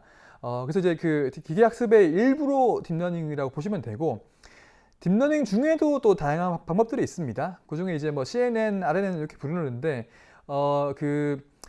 보통 이미지 분석하는 거, 지금 설명드리는 거 이런 것들은 뭐 항상 그런 거 아니지만 기본적으로는 CNN, 컨볼루셔널 뉴럴 네트워크라고 하는 CNN을 쓴다고 보시면 됩니다. 그래서 오늘 이제 이런 관계를 이해하시고 인공지능 밑에 기계학습이 있고 그 밑에 딥러닝이 있고 그 중에 이미지는 주로 CNN이 보더라. 이 정도만 이제 기억하시면 좋을 것 같고 자세한 것들은 김희영 교수님께 들으시면 될 것 같습니다. 조금 더 설명을 드리면 원래 딥러닝의 다른 이름이 뭐냐면요. 심층 여기 있는 심층 인공신경망이라고 하거든요. 그래서 이게 원래 인공신경망은 되게 옛날부터 있던 방법론인데 이게 이제 발전이 돼가지고 깊이가 깊어진 거죠. 심층이 되었다. 그래서 심층 인공신경망이 딥러닝이라고 하는데 이제 심층이 무슨 뜻, 딥하다는 게 무슨 뜻이냐? 어디 뭐 밖에 가게 되면 이게 너무 깊이 있게 배워서 딥러닝입니다. 이렇게 하신 분도 계신데 그렇지 않거든요. 그래서 이게 보시면 아까 말씀드렸듯이 인공신경망, 그러니까 신경망을 밈믹했다고 보시면 되는데 보통 이런 그림으로 표현합니다. 딥러닝이. 그래서 이렇게 동그라미랑 막 선으로 막 이어져 있는데 이게 층으로 이어져 있죠. 이게 한 층이고, 이게 그 다음 층이고, 이게 3층이고, 4층이 쫙 이어져 있는데, 이게 이제 이게 동그라미랑 선이 한 단위가 이제 실제 인공지능 분야에서도 뉴런이라고 부릅니다. 뉴런. 그래서 우리가 신경망을 밈믹했다고 보시면 되고, 이게 뉴런들의 층으로 쌓여 있는데, 첫 번째 층을 보통 우리가 어떻게 부르냐면 데이터가 입력된다 그래가지고 입력층이라고 부릅니다. 이렇게 데이터가 들어가 쭉 가거든요. 그리고 마지막 층 이렇게 쭉 데이터가 흘러와가지고서 나오는 마지막 층이 이제 출력층 혹은 아웃풋 레이어 이렇게 부릅니다. 그렇게 이제 입력층, 출력층이 있고 그 사이에 있는 것들은 숨어 있다 그래가지고 히든 레이어 혹은 은닉층이라고 부르게 되는데요. 우리가 딥하다고 하는 게 얼마나 깊어야 이게 층이 되게 많이 쌓여 있다고 해가지고 깊다고 하는데 얼마나 깊어야 깊은 거냐? 흔히 얘기하기로 이제 뭐 일반적으로 이게 처음에 입력층하고 그다음에 마지막에 출력층하고 중간에 은닉층 한 개까지 있는 데가 얕다, 쉘로우하다고 보통 얘기를 하게 되고요. 요 중간층이 이제 2개 이상 있으면 깊다고 합니다. 딥하다고 하게 되는데요. 그래서 이게 보면 그러니까 은닉층 한 개 있을 때랑 2개 있을 때랑 뭐 한 층밖에 차이 안 나는데 뭐 이렇게 보실 수도 있지만 이거 한 층 늘리는데 한 20년 걸렸거든요. 그래서 이게 지금은 막 뭐 몇백 층, 몇천 층 쌓기도 하지만 그런 정도로 이제 이해를 하시면 되겠습니다. 그리고 딥러닝의 이제 장점이라 그럴까요? 아까 단점은 블랙박스 말씀을 드렸는데 딥러닝의 장점이라고 하면 어떤 게 있을까요? 지금 딥러닝이 왜 주목을 많이 받고 있나요? 왜 그런가요? 되게 뭐 쉬운 거고 어비어스한 얘기이긴 한데요. 저는 그냥 보통 두 가지 말씀드리는데 첫 번째는 뭐 가장 간단합니다. 딥러닝이 잘 됩니다. 아까 이제 우리 그 구글 EMR 스터디 얘기할 때뭐 그런 경우는 조금 마진을 할 수도 있지만 특히 이미지 분석 같은 거는 아주 잘 되거든요, 애들이. 흔히 이제 그냥 일반적인 인공지능 분야의 빅3 프로블럼이 있는데 한 가지가 지금 보고 있는 컴퓨터 비전이라고 해서 뭔가 사람이 눈으로 보는 것처럼 뭐 이미지 뭐 파악하고 이런 것들이고요. 두 번째가 사람 말 알아듣는 거, 우리 뭐 쉬리 같은 거, 빅스비 이런 거 보시면 음성 인식하는 그런 것들이 있고, 세 번째가 자연어 처리입니다. 글 쓴 거, 우리 사람이 글 쓴 거 이제 읽는 뭐 그런 것들인데, 사실 이제 원래는 다 각자 방법들을 썼었거든요. 여기 보시면 되게 다양한 연구 방법들을 통해 가지고 지금은 거의 딥러닝이 뭐 천하통일했다고 보시면 되고, 그럼에도 불구하고 되게 과거의 방식보다 잘 된다는 게 일단 첫 번째 특징입니다. 두 번째는 뭐냐면 여기 그림이 이제 뭐 대충 나오는데 그 특징을 사람이 미리 알려줄 필요가 없습니다. 그러니까 예를 들면 이런 거죠. 우리가 나중에 뭐 루닛 얘기 좀 해드릴 텐데 우리 지금 시각 진화가 받은 인공지능 중에서 체스트 PA에서 럭너줄 보는 거 지금 인화가 받은 게 있거든요. 과거에 우리 그런 인공지능 만들려고 하면 어떻게 했느냐? 여기 나오지만 우리가 막 텍스처 어디 뭐 쉐입이 어떻고 위치가 어떻고 이런 거 봐가지고서 뭔가 도메인 난리지를 가지고서 그 기준을 제시를 하면 예를 들면 그거 기준으로 우리가 이제 학습시키고 그랬는데 지금 어떻게 하냐고 하면은 이제 영상학과 전공의들 펠로우도 앉아가지고 이거 막 그리고 있습니다. 동그라미 쳐가지고 한 10만 장 그려가지고 이제 학습시키면 이게 이제 왜 어떤 특징을 인공지능, 그러니까 이런 쭉 아까 딥한 여러 레이어들을 거쳐가지고 이제 특징을 학습하게 되는데 어떤 특징을 보고서 파악하는지는 알 수 없으나 혹은 인간이 이해할 수 없는 방식으로 해가지고서 하는데도 불구하고 아까 첫 번째 특징 되게 잘 된다는 거죠. 그러니까 이제 우리가 이런 뭔가 미리 도메인 날리지가 과거만큼 이제 지금 안 중요한 건 아닌데 하여튼 과거보다는 그러니까 특징을 미리 우리가 파악해가지고 알려줄 필요가 없다. 뭐 그런 정도로 이제 이해를 하시고 넘어가시면 될 것 같습니다. 그래서 그게 딥러닝에 대한 간단한 인트로였었고요. 이게 이제 되게 재밌는 얘기입니다. 이게 이것도 제가 올해 이제 3월달에 미국 가가지고 제가 처음 보고 저도 가지고 와가지고 얘기하고 있는데 지금 두 번째 유형 메디컬 이미지에 대한 인공지능이 어디까지 발전했느냐는 사실 요 트윗이 아주 많은 것들을 얘기해 주는 것 같아요. 이게 이제 지난 2월달에 나온 트윗인데 이분은 이제 스탠포드 대학병원 나오신 아마 의사인 것 같고 자마의 에디터가 스탠포드 대학병원의 그랜드 라운드에 가가지고 어떤 얘기를 했냐고 하면은 우리가 메디컬 이미지에 대해 가지고서는 인공지능이 인간만큼 잘 한다는 논문을 이제 안 받겠다고 했습니다. 자마에서. 그러니까 이제 항상 나오는 얘기가 클리니컬 임팩트를 이제 보여주는 게 중요한 때가 된 거죠. 그러니까 좀 뭐 어려운 얘기, 그러니까 뭐 아시겠지만 어널리티컬 밸리디티, 그러니까 분석적 정확성, 단순히 정확하다, 얼마만큼 정확하다, 뭐 사람만큼 정확하다 이런 거를 보여주는 건 이제 끝난 거죠. 우리가 다 알고 있고 그거를 어떻게 하면 그게 실제 의학적인 효용성을 가지느냐, 클리니컬 임팩트를 가지느냐 하는 것들을 보여주는 게 지금 중요한 때가 됐습니다. 사실 논문으로 보더라도 이런 거 얼마나 정확하다 이런 논문은 한 작년까지는 좀 나왔는데요. 뭐 작년, 재작년 같은 경우에 지금은 또 막 RCT하고 이래야만 이렇게 좋은 논문 나오거든요. 그래서 뭐 이런 것들인데 약간 해석을 해보게 되면 이런 겁니다. 그래서 우리가 이제 클리니컬 임팩트가 뭐냐? 그러면 정말 이제 우리가 임팩트를 어떻게 보여줄 것인가 하는 것들은 여러 뭐 방법이 있겠지만 예를 들면 이제 뭐 가장 좋은 게 정말 아웃컴 좋아진다는 걸 보여주면 제일 좋은 것이고 혹은 이게 정확성이나 뭐 우리 시간의 어떤 효율성을 올린다. 예를 들면 단위 시간당 더 많은 환자를 판독할 수 있다. 같은 거에 대해 가지고 실제 시너지가 있다. 이런 것들의 근거를 가지고 보여준다든지 특히 이런 것들을 뭐 과거 연구에서는 되게 레트로스펙티브하게 본 경우가 많았는데 지금은 프로스펙티브하게 RCT 하는 경우가 꽤 나옵니다. 그래서 뭐 이런 것들 아니면 리얼월드 세팅에서 실제 환자에게 적용하면서 밸리데이션을 하게 되는 뭐 그런 것들이 지금 이제 뭐 이제 해야 될 거고 또 좋은 논문을 내시려면 또 이런 걸 해야 된다는 것이고요. 아니면 몇 가지 더 보여드리겠지만 인간의 어떤 인지 능력으로 시각적 인지 능력으로는 가능하지 않은 것들 그런 것들을 하는 게 또 이제 뭐 재미있는 연구 주제들이 됩니다. 그래서 이런 거 좀 보여드릴 텐데요. 되게 덥지 않나요? 저도 덥고 지금 막 부채 차시는 분이 많이 계신데 에어컨 틀 수 있나요, 혹시? 네. 죄송합니다. 이런 것들이 지금 트렌드라고 보시면 되고요. 실제 이제 지금 FDA하고 한국의 인허가 받은 것들 보더라도 대부분이 영상에 대한 것입니다. 지금 미국 사실 이게 인허가를 계속 지금 받고 있어가지고 완전 업투데이트된 팔로우하기 되게 쉽지 않은데 미국에는 한 30개 내외로 제가 받았다고 알고 있는데요. 이게 쭉 리스트 보시면 이거 애플 작년에 이제 그 EKG 판독해가지고 AFib 보는 거 이런 거라든지 라이프코 이것도 이제 AFib 보는 건데 이런 거 빼고는 다 이제 의료 영상에 대한 것이고요. 그리고 한국도 지금 한 10개 정도 인허가 받은 것들이 있는데 보시면 아시겠지만 다 영상입니다. 그래서 이게 이제 하여튼 뭐 지금 이제 제가 두 번째 유형이 가장 핫하다고 했던 게 이제 이런 것 때문이고요. 그래서 이 중에 이제 오늘 보여드릴 게 뭐 보네이지 보는 거, 런거줄 보는 거 이런 것들은 이제 몇 가지 다뤄보겠습니다.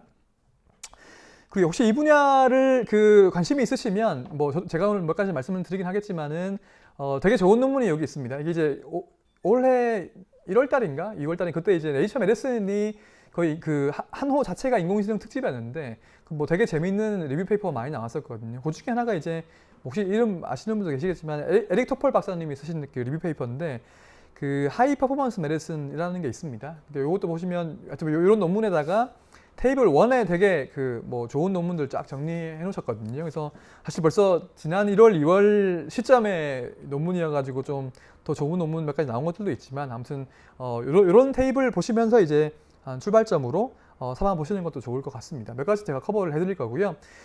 진료과별로 제가 몇 가지 이제 말씀을 드리려고 하는데 첫 번째는 뭐 당연하게도 영상학과 얘기를 좀 해드리도록 하겠습니다.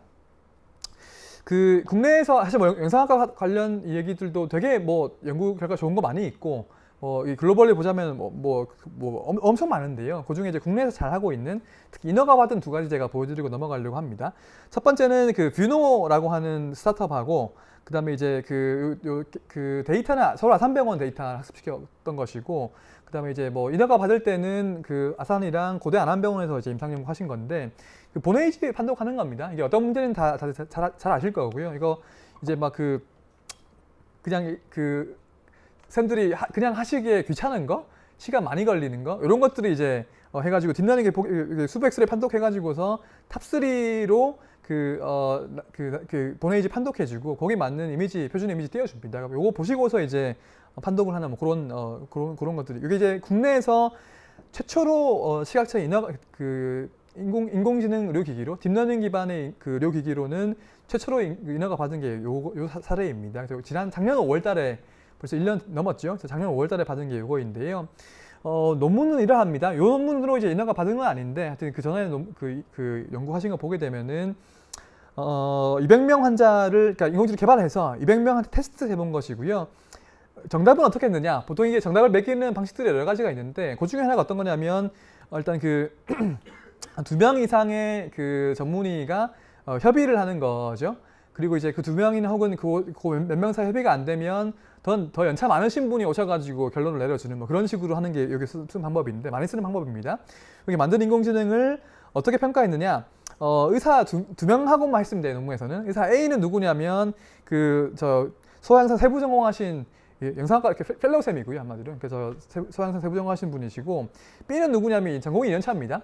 영상학과에 한 번도 이거 판독해 본 적이 없는데 하루 교육 이수를 했어요. 여기 해보려고 20 케이스 판독해봤다. 뭐 이런 것인데 결과는 뭐 간단합니다. 그래서 이 단독으로 사실 이런 정도의 데이터는 사실 크게 의미가 없는데 요즘에는 혼자 했을 때 인공지능 혼자 하고 펠로우 쌤이랑 전공의 쌤 혼자 했을 때는 보시면 이렇게 나온다는 건데 중요한 거는 시너지가 있냐 없냐 하는 거거든요. 그래서 이렇게 보시면 인공지능 썼을 때와 쓰지 않았을 때 보게 되면은 이렇게 올라간다. 이런 게 이제 의미가 있는 것이지요.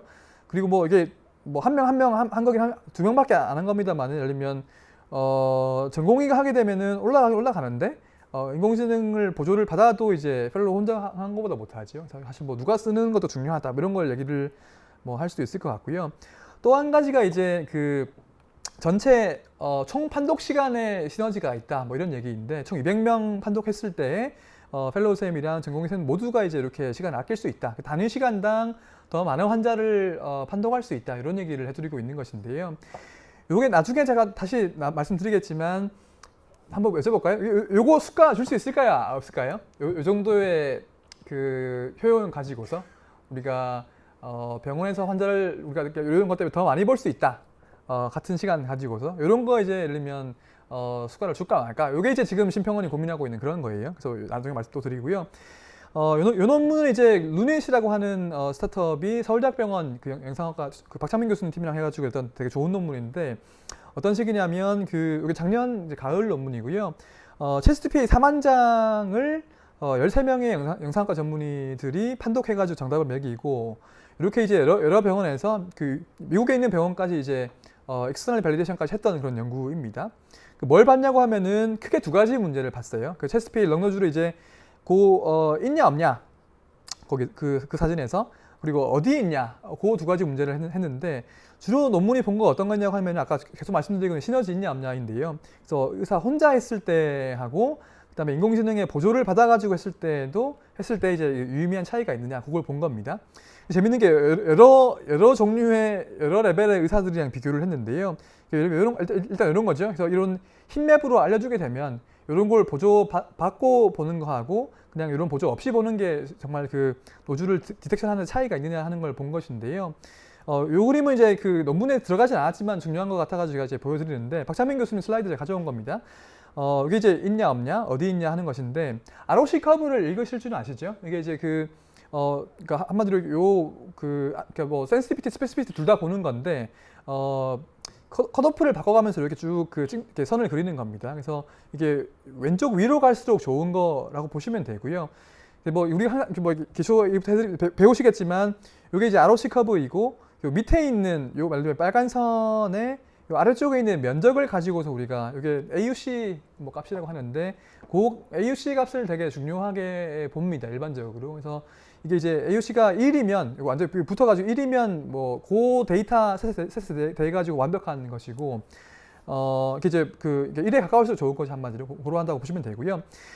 그래서 이게 네 가지 선이 있는데 빨간색은 뭐냐면 이건 넌 레디올로지 의사들이 본 것이고 요 파란색은 영상학과 전문의들이 본 것이고 그리고 초록색은 이제 흉부영상 세부 전공하신 이제 분들이 본 것이고 이 까만 선은 이제 루닛의 인공지능 혼자 한 겁니다. 그래서 이 둘 문제 모두 일단 요 데이터 셋에 대 가지고서는 이렇게 나온다는 걸 알 수가 있고요. 요건 일단 논문에 안 들어갔고 논문에는 요 테이블이 핵심 테이블입니다. 이게 좀 복잡한데 어떤 식이냐면 Y축을 보시면 일단 여기 보시면 여기 비영상학과 다른 과의 전공의 산환차들 여기 3명이 이렇게 들어가지고 하셨고 그다음에 영상학과 전공의들 이렇게 했었고요.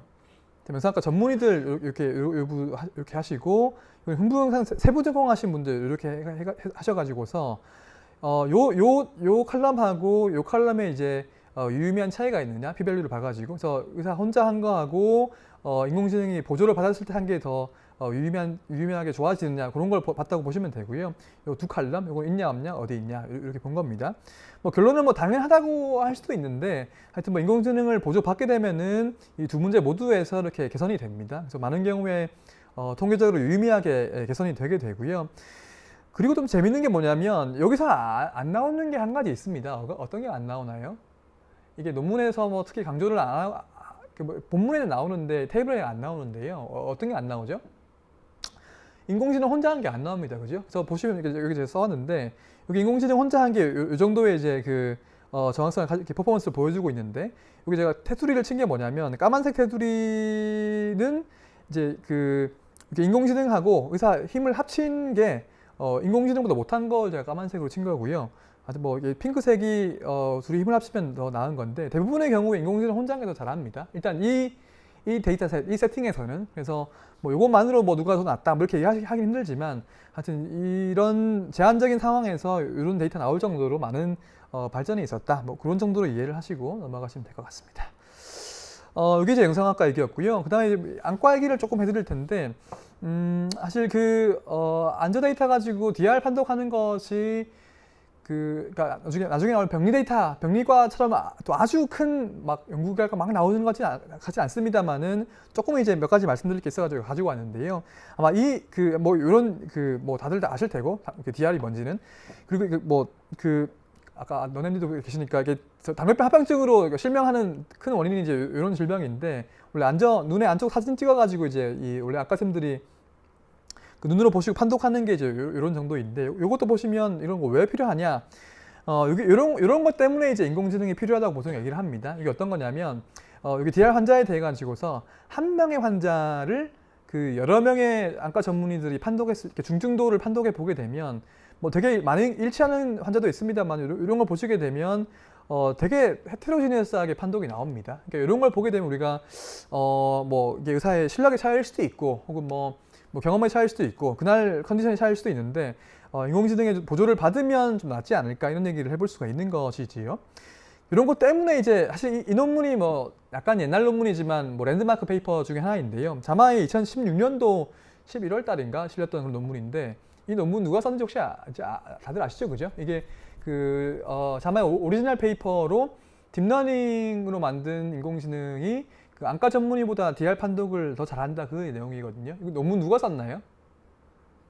네, 구글이 썼습니다. 구글이 다 이거 뭐 이런 자마의 오리지널 페이퍼를 내는 게 되게 좀 당시만 하더라도 되게 충격적인 일이었는데 지금은 또 많이 내가지고 또 아주 새롭게 보이지는 또 않습니다. 뭐 이런 논문인데요. 아까 말씀드린 CNN 딥러닝의 일종인 CNN으로 후향적으로 이제 한 13만 장 정도 판독을 했는데 이게 돈 많은 게 되게 좋습니다. 미국의 안과쌤들 한 50명 정도 고용해가지고서 되게 중복 판독을 해가지고서 이렇게 이제 학습 데이터를 만들었고 그 다음에 이 두 가지 데이터셋을 해가지고서 이제 테스트를 했는데 그 테스트하면서 이제 그 54명 중에서 좀 일관적으로 판독하신 분들을 7, 8명 뽑아가지고서 요 두 가지 DB에 대해 가지고 판독할 때 실력 비교를 좀 해본 것이지요. 이게 그 결과인데요.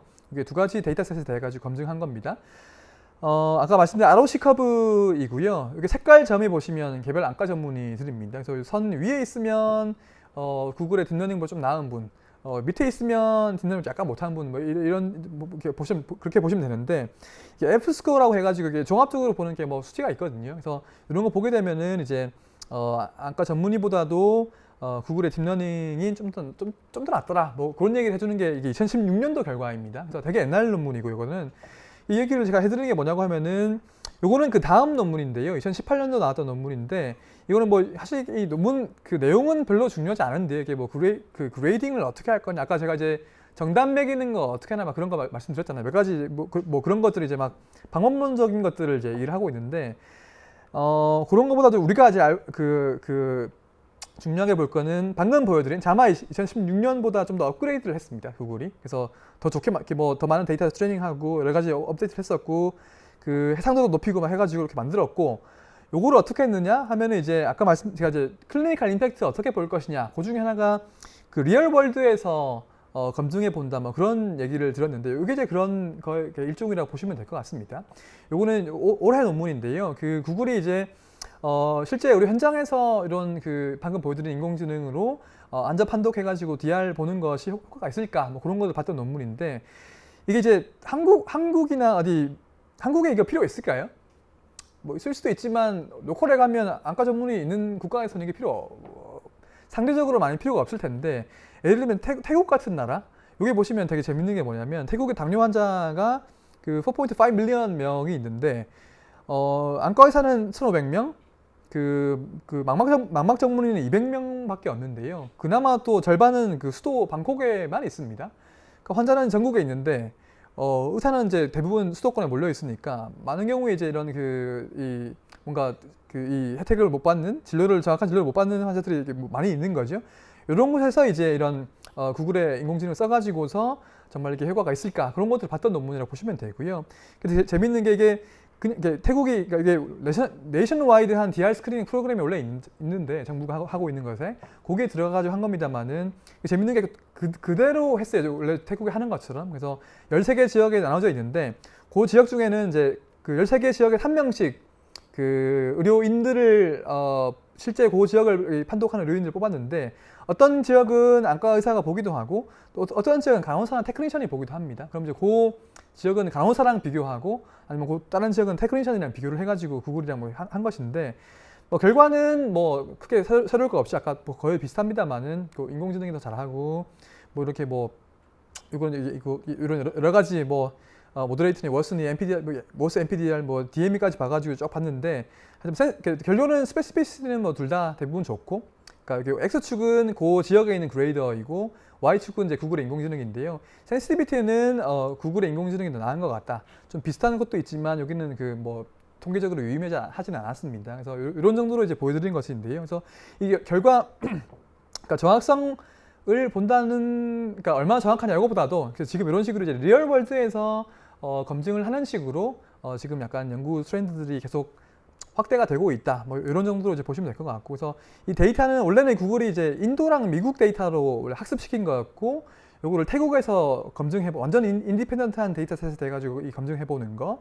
그리고 검증할 때 그 사진도 보면 카메라 브랜드도 여러 가지로 막 그냥 막 리얼월드로 찍었었고, 뭐 이런 것들로 이제 보여주는 게 중요하다. 뭐 이런 것들인데요. 이제 실제 이런 경우에도 정말 이렇게 인공지능을 예를 들면 여기는 그냥 그레이더랑 비교한 것이지만, 정말 그레이더가 혹은 예를 들면 테크니션이 간호사가 인공지능을 써가지고 진료했을 때 환자의 아웃컴이 좋아지느냐, 그런 것들은 아직 못 보여준 거거든요. 그래서 앞으로 이런 것들을 보여주는 게 더 숙제로 남아 있다고 보시면 되겠습니다.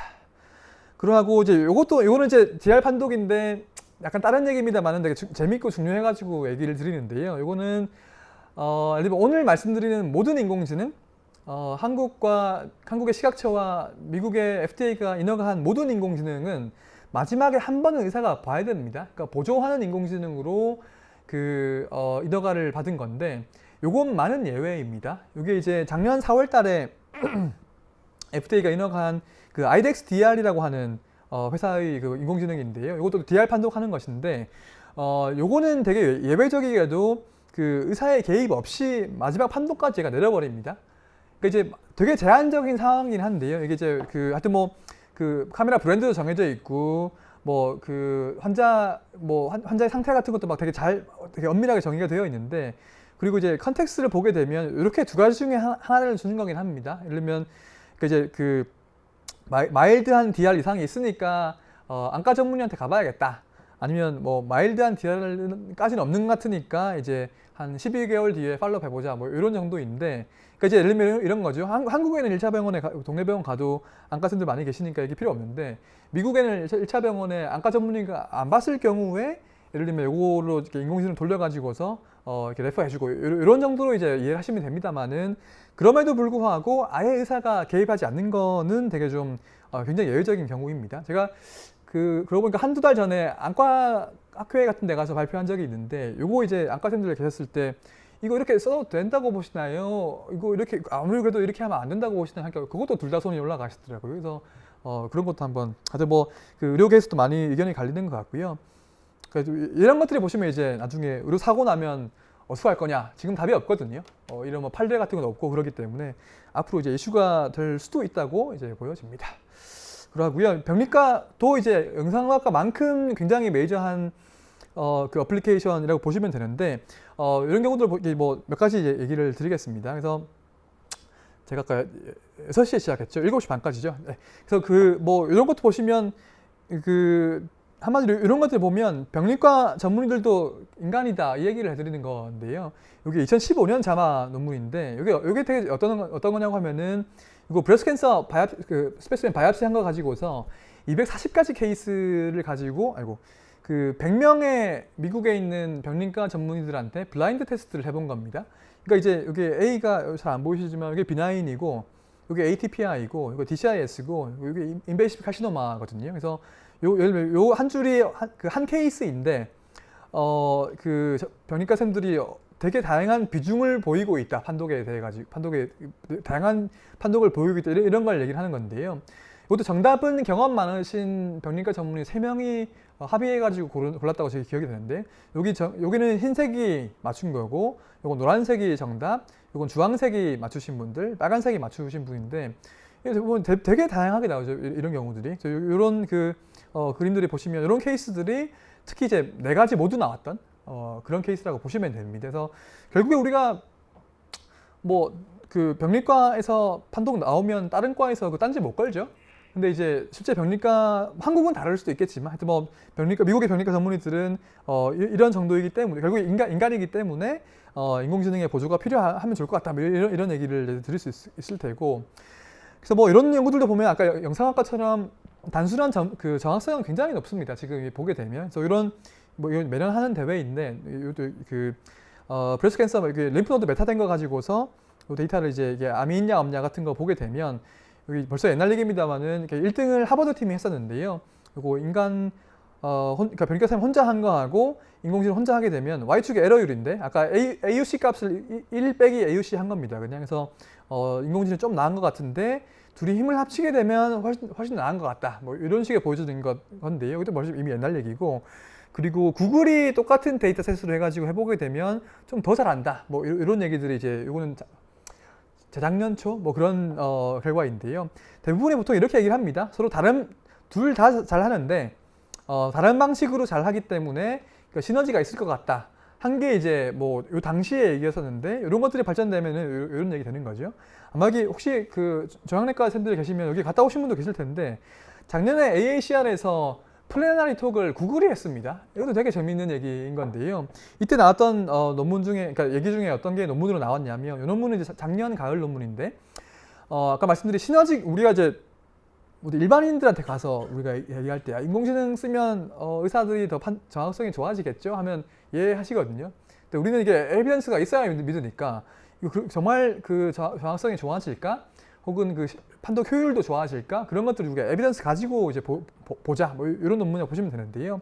이것도 이제 그 유방암 림프노드 전이된 거 가지고서 테스트를 해본 것인데 이런 거 좀 재밌습니다. 이게 이제 요거는 정확성 본 것인데요. 이게 두 개가 보조했을 때 안 했을 때 비교를 하는 것이라고 보시면 되고, 요게 네거티브입니다. 요거는 네거티브고, 요거 마이크로 메타이고, 요거 마크로 메타이거든요.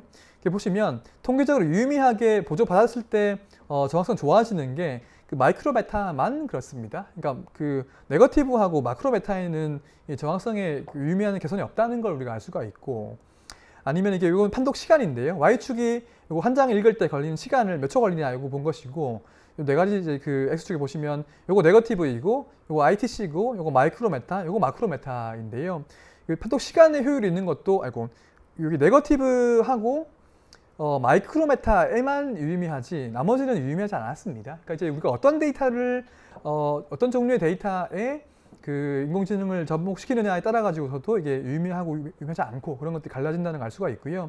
특히 이제 이런 그 마이크로 메타에는 한 장 읽을 때 원래 2분 걸리던 것이 인공지능 활용하게 되면 1분으로 절반 줄어든다 이렇게 보여지거든요. 그래서 이런 것들은 이제 좀 유의미하다고 생각을 하고 있습니다.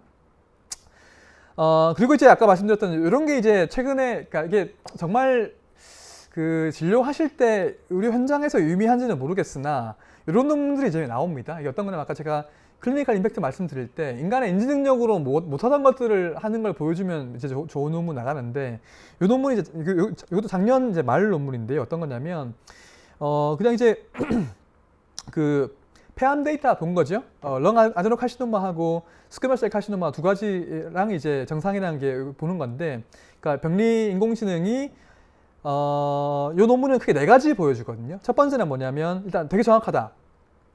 이거 세 가지를 아주 정확하게 구분한다.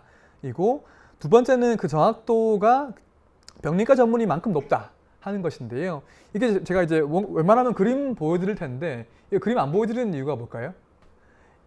이제 이 정도 결과로는 네이처 메디슨에는 메인 피겨가 못 실립니다. 그래서 이거 서플 피겨로 가야지 볼 수 있는 내용들이고, 그 메인 피겨로 뭐가 실리느냐 이런 거죠.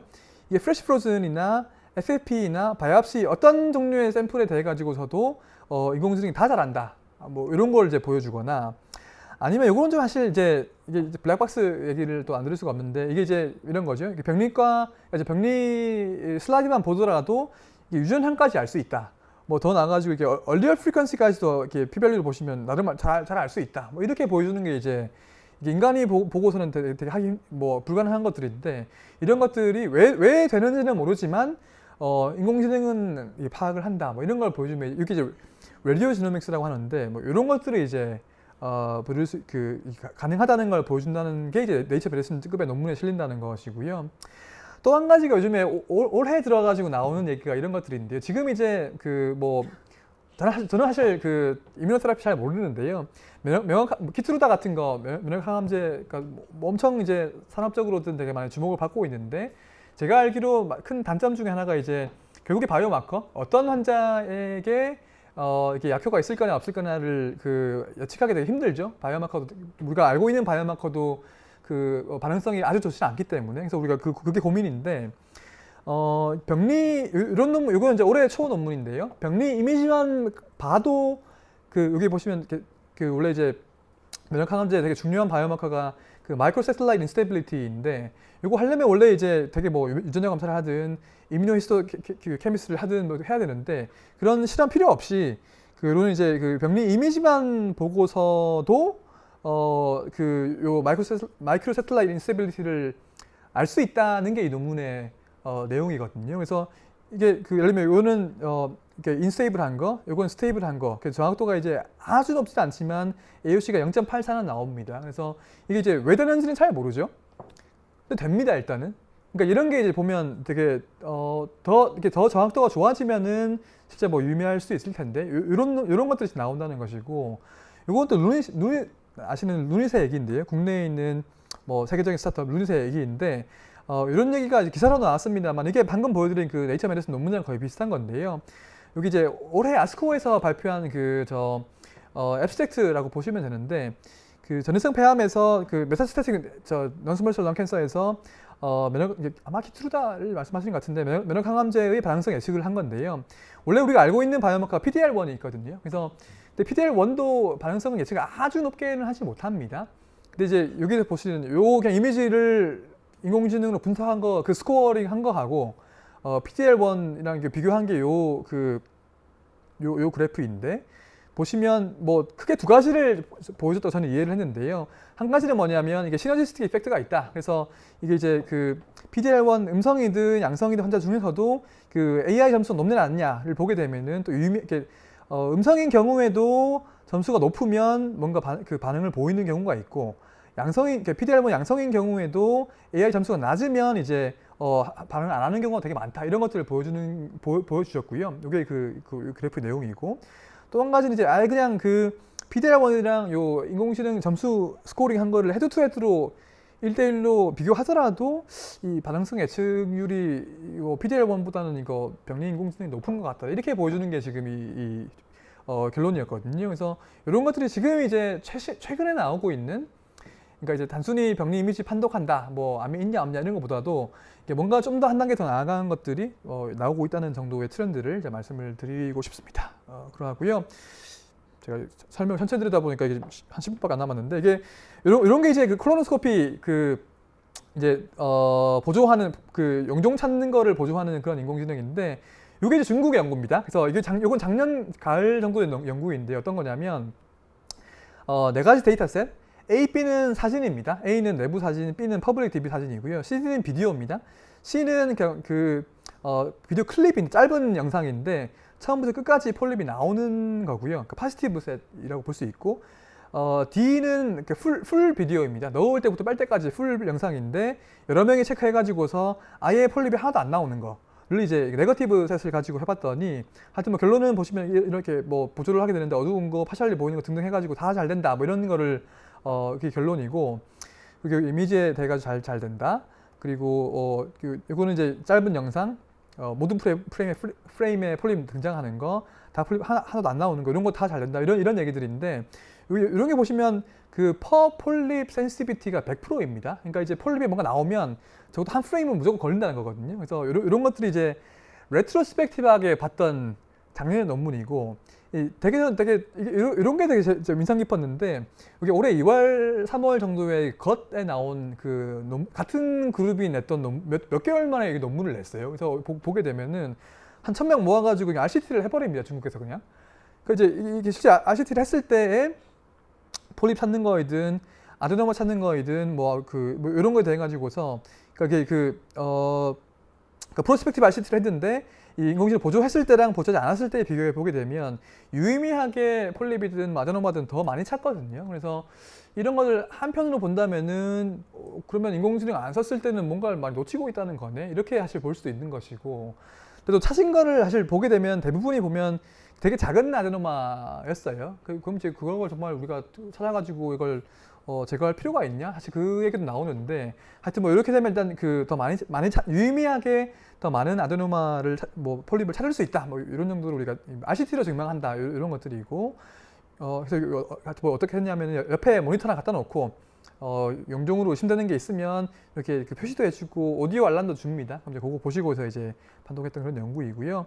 요거는 뭐 또 다른 연구인데 EGD에서도 이제 인공지능 쓰게 되면 그 블라인드 스팟을 줄여준다. 뭐 이런 것 되게 유의미하게 줄여준다. 이런 얘기를 하는 것들이 있어가지고 또 RCT 한 건데. 그러니까 실제 아까 계속 말씀드렸듯이 뭔가 이제 그 이제 클리니컬 임팩트를 보여주는 거. 그게 이제 뭐 프로스펙티브 RCT를 하든 아까 구글 그 태국의 연구, 막 리얼 월드에서 뭔가를 해보려고 하든 그런 것들이 지금 이제 최신 트렌드이다. 그렇게 말씀을 드릴 수 있을 것 같습니다. 10분 남았는데요. 이게 하여튼 뭐 이게 빨리 가보면 이거 세 번째 유형의 인공지능인데 타이어 펑크 날 때 이 지경 갈 때까지 모르시는 분들 요즘에 별로 안 계시죠. 이게 어떤 내용이냐면 자동차이든 뭐 비행기 터빈이든 되게 많은 센서가 있어가지고 우리가 항상 그 데이터 모니터링 하고 있다가 더 큰 사고 나기 전에 미연에 방지한다 뭐 그런 내용인데 이거 그 예방 의료 예측 의료 이미 구현하고 있는 거거든요. 근데 지금 우리가 사람한테 예를 들면 저 이런 뭐 웨어러블 차고 있고 어디 ICU, NICU 되게 데이터 많이 측정하지만 그거 다 지금 못 쓰고 있잖아요, 그죠? 그거를 이제 쓰려고 하면 거기에 뭐 24시간 365일 사람이 볼 수도 없는 일이고 결국 인공지능의 힘을 빌려야 한다 뭐 그런 것들을 이제 보여드리고 있는 것이 세 번째 유형의 인공지능이 되겠습니다. 그래서 뭐 여기도 그 케이스는 되게 많이 있는데요. 요거는 이제 그 NICU에서 그 sepsis 보는 거, 요거 논문은 안 나왔습니다만은 IBM이랑 뭐 캐나다에 있는 병원 해가지고서 되게 빨리 그 예측할 수 있다, 뭐 그런 거를 얘기했던 그 케이스이고, 요거는 이제 존스 홉킨스 논문인데요. 요건 세틱 샥을 성인 환자 대상으로 이제 그러니까 예측을 하는 시스템인데 이게 2017년도 논문일 겁니다. 그래서 이런 논문을 보면 뭐 일상적인 EMR 데이터 같은 것들 봐가지고서 미리 예측한다 뭐 그런 내용인데요. AUC가 뭐 0.8 정도 나옵니다. 그래서 28시간까지 미리 파악할 수 있다. 뭐 이런 게 그 당시의 논문인데 이분도 제가 안 갖고 왔거든요. 이분도 이제 제가 퍼스트어프를 미국에 만나가지고 갑자기 얘기해 본 적이 있는데 그래서 야 2017년 논문 나온 이후로 뭐 좀 좋아진 거 있냐고 하니까 몇 가지 그러니까 일단 알고리즘 자체가 좋아져가지고 정확도가 더 좋아졌고 또 한 가지가 이제 그게 여기서는 원래 ICU 얘기했었거든요. 근데 지금은 존스 홉킨스 일반 병동 가지고 다 쓰고 있고 그리고 커뮤니티 하스피털 주변에 있는 거 한 5개도 쓰고 있다고 하더라고요. 그래서 이제 한국에는 지금 이런 거 쓰는 게 별로 없는 걸로 잘 알고 있는데 이런 것도 이제 사실 좀 갭이 있다고 보시면 될 것 같고요. 이건 혈당인데요. 그 요즘에 연속 혈당계를 쓰면서 메르트로닉 연속 혈당계를 이제 뭐 IBM 왓슨이 분석해서 뭐 해준다 뭐 그런 컨셉인데 이런 거죠. 이제 뭐 보시면 이게 되게 소규모 임상으로는 이제 나와 있습니다. 그 결과가 그래서 이런 연속 혈당계 혈당 데이터나 아니면 인슐린 맞은 이후에 이제 변화하는 거 이런 것들 혹은 요일별로 시간별로 이게 비헤이비어 같은 것들이나 환자의 이제 그 식이 습관 같은 것들을 데이터를 가지고 있으면서 이걸 가지고 이제 예를 들면 뭐 이런 거죠. 야, 네가 뭐 그 이유는 모르겠지만 뭐 토요일 저녁에 네가 좀 이상한 것 같더라. 뭐 이런 거 보여준다든지. 혹은 아마 그 논문 보신 분 계시겠지만 이게 사람마다 식후 혈당 변화 그 음식별로 달라지잖아요. 그 셀 논문 보시면 그런 것도 보면 야, 네가 어떤 음식 먹으니까 혈당이 뭐 많이 올라가거나 안 올라가더라. 이런 걸 보여준다거나 이런 거 가지고서 또 인공지능이 어드바이스를 환자에게 주게 되면 그거 받아들여 가지고 이제 혈당 관리하게 되면은 정상 레인지로 더 많은 시간 동안 머물게 되고 뭐 그 고혈당 저혈당 이벤트도 이렇게 줄어들고 뭐 이런 것들을 이제 보여주는 것들이 있고요. 뭐 이런 것들이 있고 아니면 이제 미케이지를 보거나 이제 카디악 어레스트를 뭐 보거나 이런 것들 연구도 있는데 보여드릴 거는 요거는 뷰노랑 그 세종병원이 같이 했던 연구입니다. 그래서 이거 기사가 사실 먼저 나버려 가지고 이거 하루 전에 정말 예측 가능해 이렇게 했는데 논문을 보시면 이제 가능합니다. 요거는 그 아까 말씀드린 딥러닝 중에서 CNN 말고 RNN이라고 있습니다. 이게 시계열 데이터는 보통 이걸로 하거든요. 이걸로 한 5만 명 데이터를 가지고서 그 분석을 한 것인데 이런 경우에도 이제 ROC 커브를 보시면 기존의 병원에 있던 까만 선이 기존 시스템인데 이거보다도 여기 보면 그 좀 더 왼쪽 위로 올라갔죠. 더 정확하다. 뭐 이런 것들이 있고. 근데 이거보다도 더 유의미한 게 뭐냐고 하면은 그 폴스 알람 줄이는 겁니다. 결국에 우리가 뭐 요즘에 뭐 신속 대응팀 뭐 수가 여기도 나오고 막 등등이 나오는데 일단 사실은 보면 폴스 알람이 너무 많으면 이렇게 양식의 소리는 되기 때문에 의미가 없고, 그리고 이제 이게 그 특히 여기 일단 X축이 뭐냐면 여기 1시간당 환자 1명당 울리는 알람 횟수를 얘기하는 거고, Y축이 센시티비티인데 신속 대응팀 카파가 사실 많지 않잖아요. 그래서 보통 제가 듣기로 한 요 정도의 카파를 가지고 있다고 이제 들었는데, 이 정도에서 예를 들면 기존의 시스템은 폴스 알람 너무 많고 이 정도에서 이렇게 초록색 선을 보게 되면은 이만큼 이제 센시티비티를 높였으니까 더 낮은 폴스 알람으로 이제 이 워킹을 한다. 뭐 이런 게 이제 의미가 있을 수 있다는 생각이 들고요. 그리고 이게 이제 아까 24시간 전 그 얘기인데 0시간대가 어레스트 났을 때를 기준으로 한다면은 이건 어레스트 난분, 이건 안 난분인데 이미 하루 전에 보면 갭이 좀 벌어지지요. 이런 걸 보게 되면은 되게 미리 낮은 폴스 알람으로 정확하게 알람을 줄 수 있다. 뭐 이런 것들이 이제 보시면 될 것 같고요.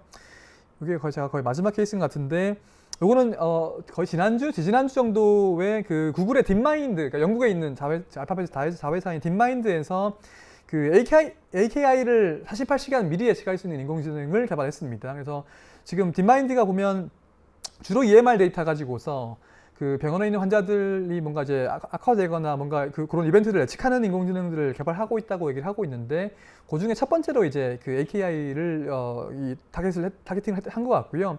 이것도 RNN을 통해 가지고 70만 명 환자를 학습시킨 거고, 미국에 있는 그 베테랑스 어페어 그 군인병원 데이터를 가지고 학습시킨 것이고요. 그래서 48시간 이게 왜 그러냐 하면은 그냥 아예 타임 프레임을 고정시켜 놓고 했습니다. 48시간을 했었고, 이걸 우리가 24시간으로 변경시킬 수도 있는데 일단 논문에는 48시간을 주로 얘기를 하고 있고요. 그래서 결과를 보게 되면 이번 환자 전체 AKI의 뭐 55%를 예측했다. 뭐 아주 높지는 않은데, 그럼에도 불구하고 투석이 필요한 좀 뭔가 시리어스한 케이스는 좀 많이 예측하더라. 뭐 그런 건데요.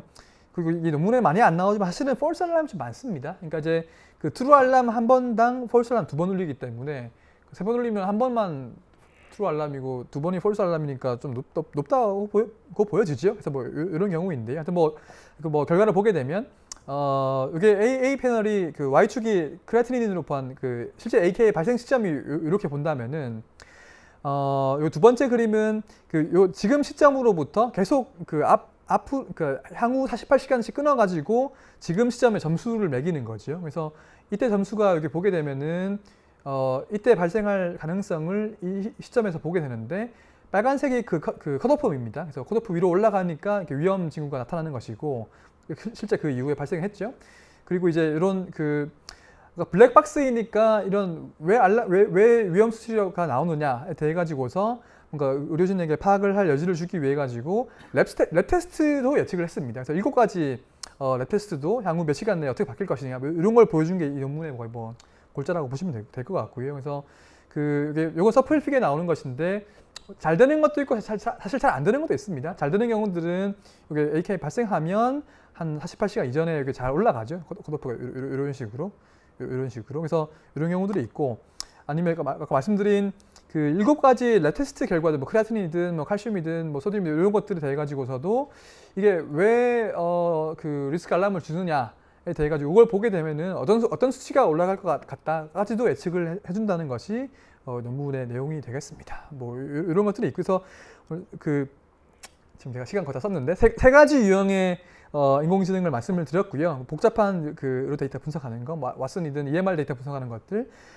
두 번째가 영상 판독하는 것인데, 영상학과든 뭐 병리과이든 안저 판독이든 코로노스코피든 뭐 그런 거 말씀드렸고, 세 번째가 연속적인 데이터, 이게 뭐 폐혈증이든 혈당 데이터이든 카디악 어레스트이든 뭐 AKI 예측하는 것들이든 뭐 그런 것들을 이제 말씀을 드렸습니다. 시간 많이 안 남았지만 세 번째 잠깐만 말씀드리고 넘어가면요.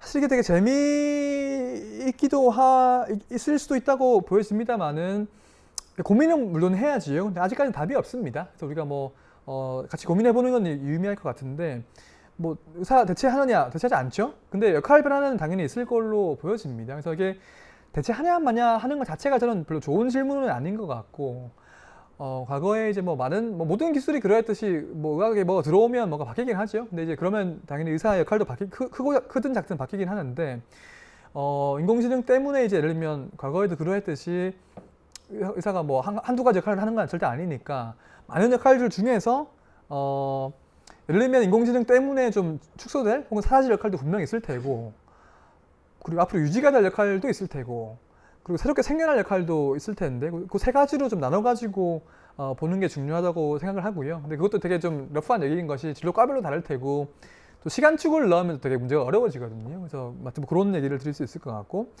두 번째가 아까 의료 사고 나면 누가 책임지느냐 하는 문제인데 이것도 답이 없습니다. 뭐 지금 뭐 판례가 있는 것도 아니기 때문에 근데 바텀 라인은 그러니까 기본적으로는 일단 의사가 어떤 식으로든지 개입을 하게 되면 마지막에 예를 들면 한번 판독을 확인을 하게 되면은 의사가 완전히 면책당하는 거는 불가능할 것 같고요.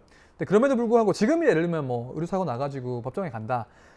그럼 책임 소재를 따지는 게 되게 복잡한 문제가 되죠. 근데 거기에 지금 인공지능 하나 더 들어가면 더 복잡해질 텐데 뭐 그 되게 복잡한 문제다는 거 정도를 말씀드릴 수 있을 것 같고 근데 그럼에도 불구하고 아까 말씀드린 블랙박스 문제 이거 얼마나 설명 가능한 인공지능을 썼느냐 하는 게 이제 변수가 될 수도 있고 혹은 어떤 방식으로 결과를 의사에게 전달하느냐에 따라 가지고도 사실 의료기기 등급도 바뀌는데 소송을 간다고 할지라도 할 때에도 좀 영향을 줄 수도 있다고 저는 보고 있습니다.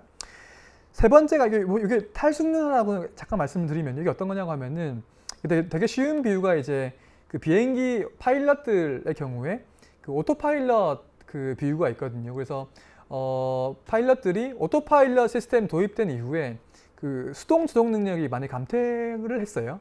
그래서 뭐 당연히 예를 들면 우리가 오토파일럿 처음에 도입할 때에는 이거 시스템 고장 나면 뭐 손으로 하면 되지 이렇게 했을 텐데 이게 되게 오랜 시간 지나가지고 하다 보니까 그 오토파일럿에 약간 의존하게 된다는 거죠. 그러니까 제가 이제 아까 왓슨 얘기할 때 보면 이거 그 마지막에 조영래과에서 한번 보시니까 그 임상 연구 필요 없지 않을까요? 하는 분들이 계신데 그런 경우도 예를 들면 이게 오랜 시간이 거치게 되면 이게 만약에 왓슨에 의존을 하게 된다. 그러면 이제 마지막에 이런 탈숙련화 문제가 있을 수 있기 때문에 좀 양상이 달라질 수도 있습니다.